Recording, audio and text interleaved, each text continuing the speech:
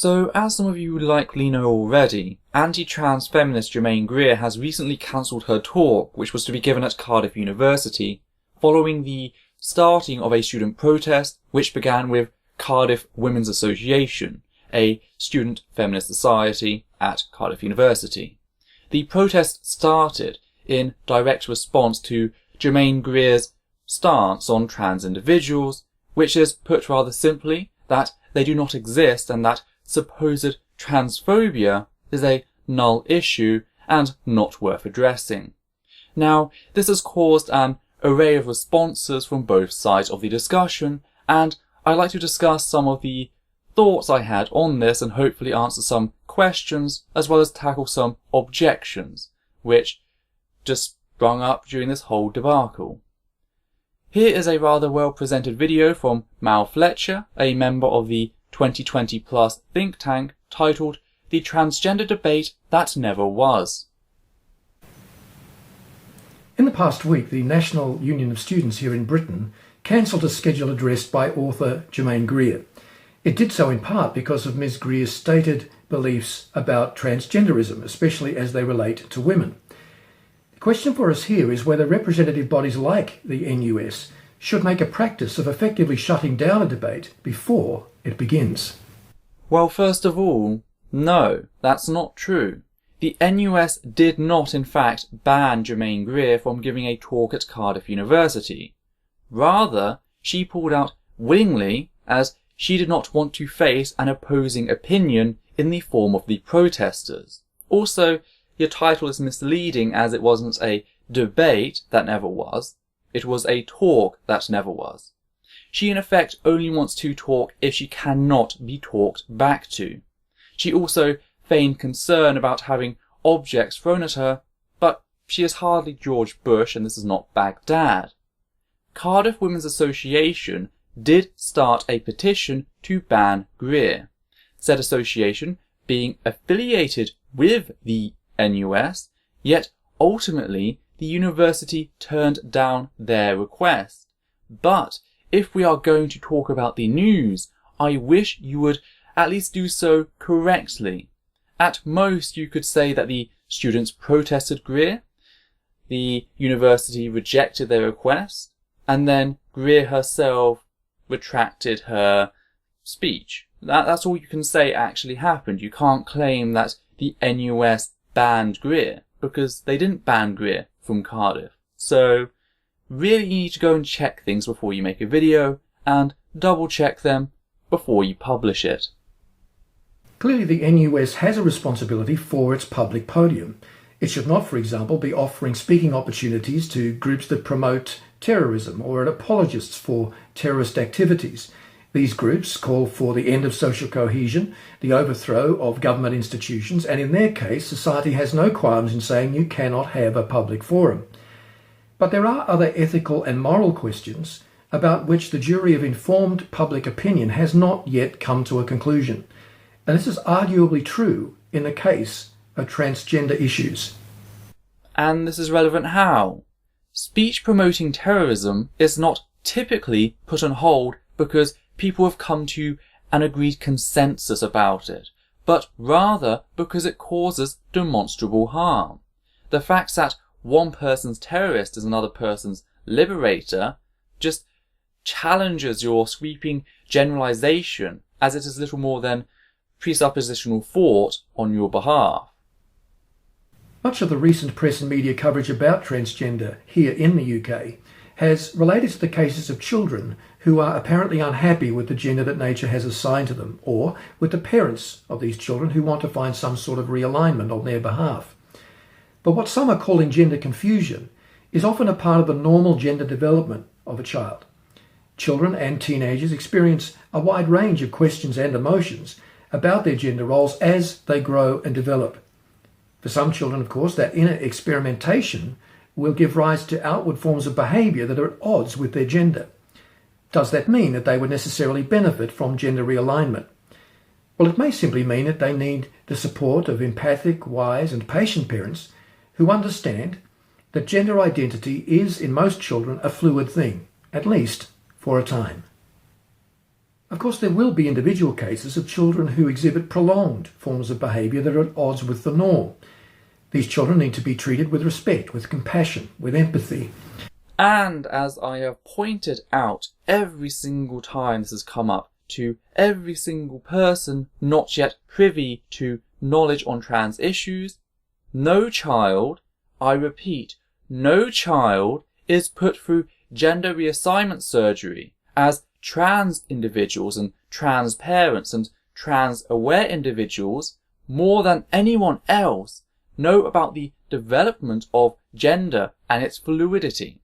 At most, a child is placed on one of the several drugs that inhibit puberty and extend the period in which a child has to mature and then make a better informed decision as to who they are.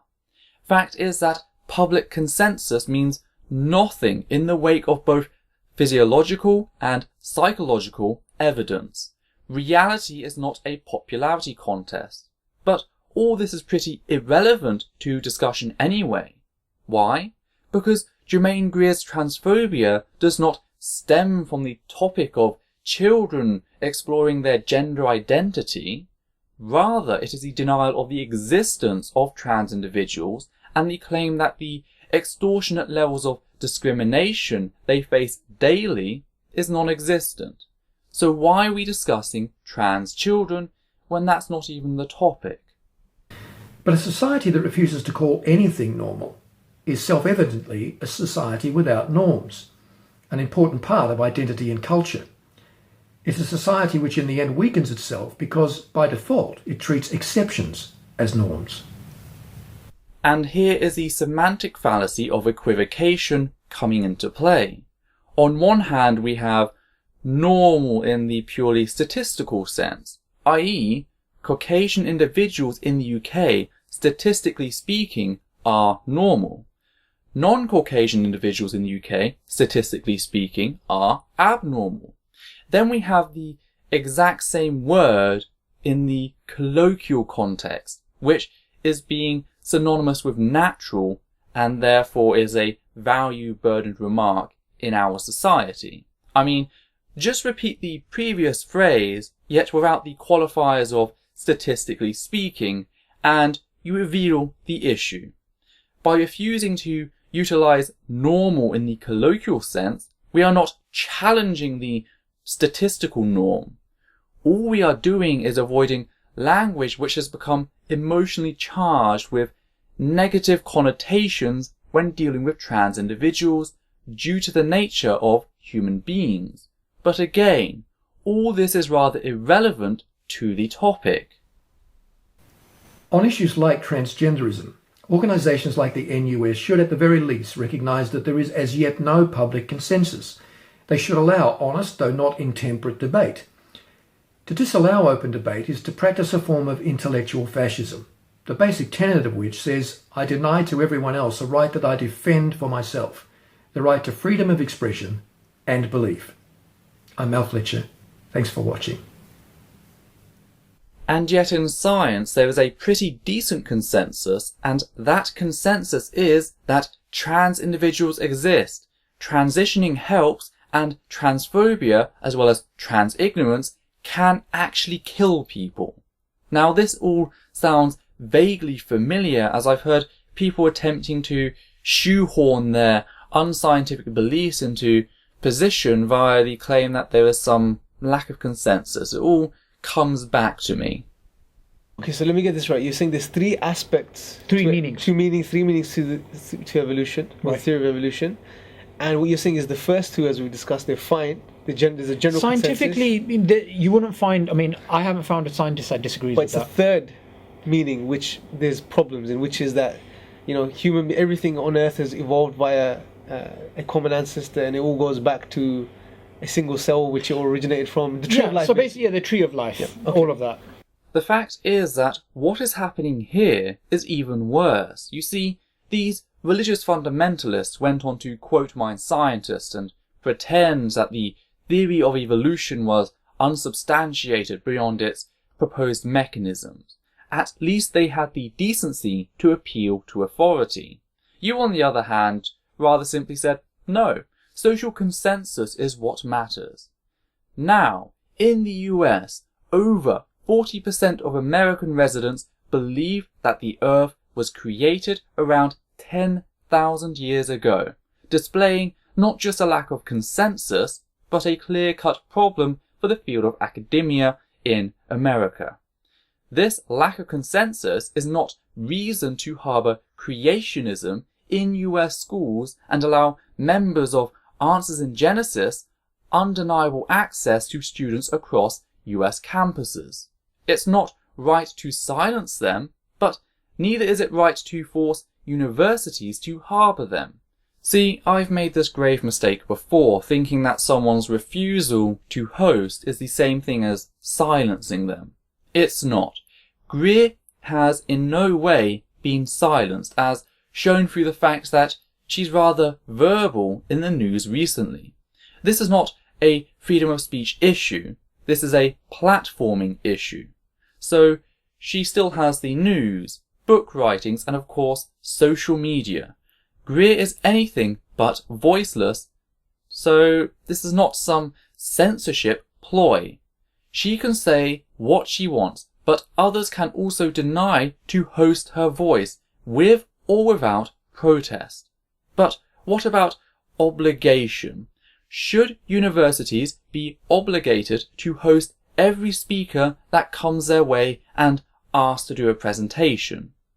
Personally, I say no. If Britain First was to come forward with a speaker who, on par with Greer's views that trans women are not really women, argued that non-Caucasian individuals are not really human and that racism is a myth, universities would be under no obligation to host that event, and I don't think anyone would cry over it beyond the Britain First themselves. But how is that different to Germaine Greer? Even if the Britain First speaker did not directly incite or directly support violence against non-Caucasian individuals, we would still not pretend that their views did not lead directly to those things. So why is it when it comes to trans individuals, the rules have to change and we suddenly have to respect this freedom of speech, when for racial issues and sexism issues and all that, things are a bit different? I mean, keeping within the feminist sphere, what happens if it was a different feminist who wanted to come along and say that black women are not really human as they're black and therefore they're not really women either? Where does it end? Who do you allow and who do you not allow? These are discussions that need to be had because there is a gradient of damage that can be done. It's not black and white. There is a gradient and it has to be discussed. And there are a lot of ethics involved with discourse. And that is why we need to discuss this. I'm not asking for anyone to be silenced. Certainly not you. But yes, we can't go in waving like the teabaggers and pretend that this is a free speech issue rather than a platforming one. When you argue that trans women are not really women, you are supporting violence against trans individuals in the same way that you would if you argue that a non-Caucasian individual is subhuman. People take this information and then use it to justify their abuse with it. That is literally the definition of justifying the abuse of others. Claims that trans women are not really women are what lead to narratives like this. Houston's Proposition 1 bathroom ordinance. What does it mean to you? Any man at any time could enter a woman's bathroom simply by claiming to be a woman that day. No one is exempt. Even registered sex offenders could follow women or young girls into the bathroom, and if a business tried to stop them, they'd be fined. Protect women's privacy. Prevent danger. Vote no on the Proposition 1 bathroom ordinance. It goes too far.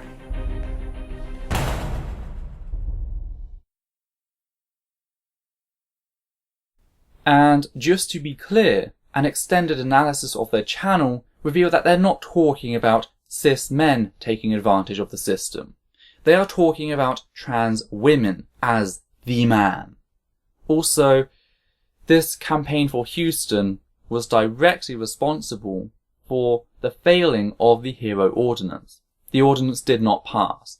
The HERO Ordinance would have protected 15 groups, including age, gender, race, etc. All these groups all failed because they wanted to lie and create this bathroom myth about how trans individuals were not really, women. Trans women are not really women, therefore they want to get into your safe spaces and rape you. And that narrative is then used to abuse them. Many of the speakers who turned up were spat on, verbally abused, threatened. So yes, it does justify violence against these individuals. It really does. And it's just completely abominable. It's no different to when people claim that black people are subhuman and therefore they are just going to rape all the white women in society if we let them in. It's used as justification for the ostracization and the assault of these demographics. This is the main TERF narrative, i.e. the trans exclusionary radical feminists. The highlight of this movement was coming in the form of probably Janice Raymond, who wrote the book The Transsexual Empire, The Making of the She-Male, in which she stated, and I do quote, "All transsexuals rape women's bodies by reducing the real female form to an artifact, appropriating this body for themselves. Transsexuals merely cut out the most obvious means of invading women so that they seem non-invasive." She then follows on to discuss that they also destroy the safe spaces by first invading and then assaulting directly. But that wasn't where Raymond's story ends. She was then paid by the National Centre for Healthcare and Technology to do a report which was titled Technology on the Social and Ethical Aspects of Transsexual Surgery, to inform the decisions of the Health and Human Services, which up till then considered trans healthcare a necessity. Now, in the report, Raymond talks about eliminating transsexualism. Unsurprisingly, her report, which by the way was more rant than paper, in that it cited her own non-peer-reviewed work and claims, was then used by the government to turn around and deny that trans healthcare was a medical necessity, therefore allowing both public and private healthcare to deny them their needs, and that resulted in the deaths of countless. She claims she had no involvement, yet the evidence is all stacked against her. You see, this is why we cannot tolerate being denied our identities. This is why we cannot sit by idly and be slandered. Education Beyond the Straight and Narrow was a paper published in 2014 by the NUS. They found that only 20% of trans students in the UK feel completely safe on campus and are twice as likely as LGBT students to receive harassment on campus, including physical assault. Another study displayed that 55% had clinically been diagnosed with depression, whilst 38% had clinically diagnosed anxiety. 27% have received physical abuse, 40% had received emotional abuse, 19% sexual abuse, and 14% had experienced neglect. Another report found that 48% of trans individuals under the age of 26 had attempted suicide, which is twice as high as the cisgender population. I get it. The transphobia which causes most of these issues is not as dramatic as terrorism. It doesn't kill 5 people outright. It only kills an entire demographic slowly. And believe me, once you are aware of it, you wish so otherwise. That's why we protest. And again, I'm not advocating the silencing of her voice, but to demand a platform for her is to extend the exact same right to Britain First or someone who advocates for the extermination of the disabled. These people are not debating a point. They are trying to propagate hate and harm whether or not they are willing to admit it. Greer would not defend someone who has sexist in asserting that women are lesser to men, solely on the claim that they're not condoning violence against women. So why should I offer the transphobic bigot anything different? The damage exists whether she lies to herself to sleep at night or not. But again, even if the university had retracted their invite, which by the way they didn't, it still would not be censorship. She can still say what she wants to say. She just doesn't have access to a certain audience any longer. This differs from, say, silencing someone from speaking completely on the threat of violence, or actively suppressing their message via banning their work through government. And there is good reason as to why the platform should not exist for her. Greer's views are legitimized through the authority of the university. The more prestigious the university, the more authority she seeks to garner. Problem is, she needs regular top-ups of this authority or she just dissipates into nothing. This is also why debates like Lawrence Krauss and Hamza Tortsius should never happen, because Hamza had everything to gain even though he got intellectually bombarded by Krauss. Meanwhile, me and Hamza, neither of us has finished university. I'm doing my placement year and he quit university after being caught plagiarizing. He has nothing to gain there close range. But other than that, racism, sexism, transphobia, homophobia and pseudoscience in general, as Greer utilizes, should be tackled from a distance. We need intellectual sharpshooters. Now, I'm not on about Richard Dawkins atop the Sistine Chapel with a rifle. I'm on about precision takedowns of pseudoscience and extremism and phobias, done from a distance that does not give the negative element a helping hand. You see, memes, i.e. concepts, spread like viruses. Now, most are mundane, many are positive, but some are highly destructive. Our responsibility in those instances where lives are at stake is not to place the pathogen in the population, whether or not we immunize as many as we can. The goal is to scrutinize the pathogen in a safe environment and immunize those on the outside in case the virus gets loose. It's also in this that we turn Germaine Greer's transphobia into what is being scrutinized, not the existence of trans people. It's quite simple. It's done in the same way that scrutinizing Islamic extremism reasserts the extremism as the issue and not the cartoon caricatures. Nobody is silencing Germaine Greer, and she has well enough power on her own to ensure that. But we should simply stop handing her the microphone readily at universities until she stops using it to hurt people. Now, I know this video is not going to be my most popular. When you talk about free speech and platforming and censorship, everyone is going to have an opinion. I gather that. That's why we're on YouTube. Again, there's a big difference to YouTube and, say, an educational platform. But then again, YouTube does also have the right to remove my content if they view it as not agreeing with their terms. That's platforming. Again, they're not silencing me. I can still say something. They're just not going to offer me the means to do so. So I can tell already there's probably a massive red bar at the bottom. Well, grey now that they got rid of the colours if I remember correctly. But this is concerning. Why?